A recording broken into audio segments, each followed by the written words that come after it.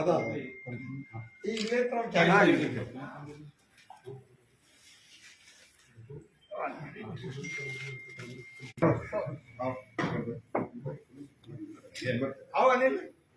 आपको भी एक बार आस है होने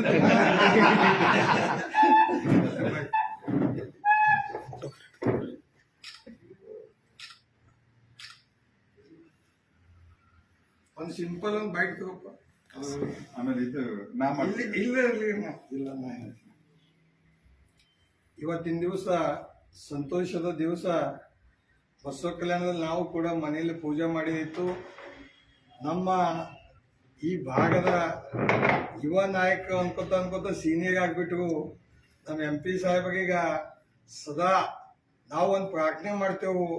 ಯಾವ ರೀತಿ ರಾಮಚಂದ್ರಪ್ಪ MP ಸಾಹೇಬರು ಬೀದರ್ ಜಿಲ್ಲಾದಾಗ ಒಂದು ಹೆಸರುವಾಸಿಕಾಗಿ ಸೀನಿಯರ್ ಆಗಿ BJP ಲಾಸ್ಟ್ ಅವರು ದಿನನೂ ಕೂಡ ಭಾರತೀಯ ಜನತಾ ಪಾರ್ಟಿದಾಗ ಕಳೆದರು. ನಾವು ಇವತ್ತೊಂದು ಪ್ರಾರ್ಥನೆ ಮಾಡ್ತೇವೆ.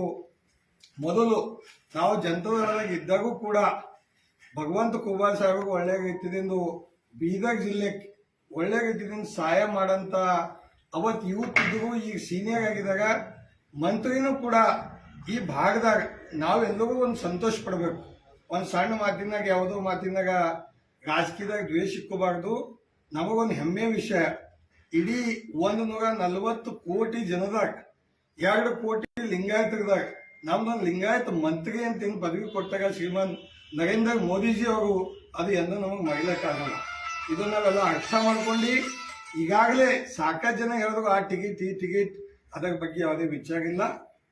ಹಳ್ಳಿದಾಗೂ ಕೂಡ ಜಾತ್ಯತೀತ ಜನತಾದಳ ಈಗಾಗಲೇ ಅಲೈನ್ಸ್ ಮಾಡಿದಾಗ ಸನ್ಮಾನ್ಯ ಕುಮಾರಸ್ವಾಮೀಜಿ ಅವರು ಅದೇ ರೀತಿ ಸನ್ಮಾನ್ಯ ದೇವೇಗೌಡ ಸಾಹೇಬರು ಒಳ್ಳೆ ರೀತಿಯಿಂದ ಅಲೈನ್ಸ್ ಮಾಡಿ NDA ಜೊತೆಯಲ್ಲಿ ಒಂದೇ ವಿಚಾರದಾಗ ಒಂದು ದಿವಸ ಕೂಡ ಎಲ್ಲೇ ಮಂತ್ರಿಗಳು ಬೇಗ ಒಂದು ಕಪ್ ಚುಕ್ಕಿ ಇಲ್ಲ.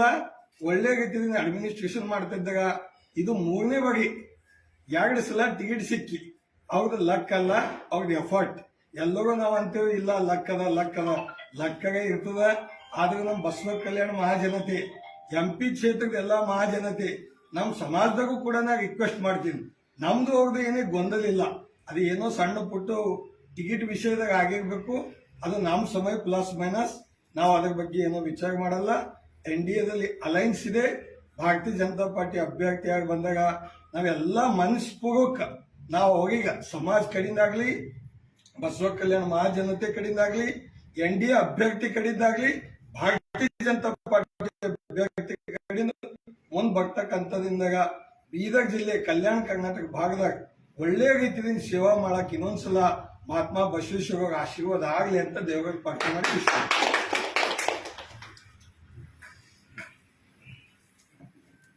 ಇದು ನಾವು ಪೂಜೆ ಮಾಡಿರಲ್ಲ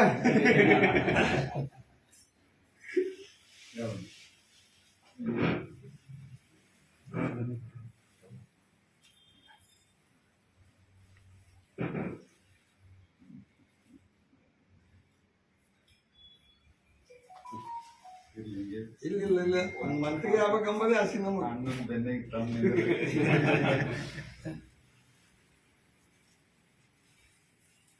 ಚಾಯ್ ನೀರು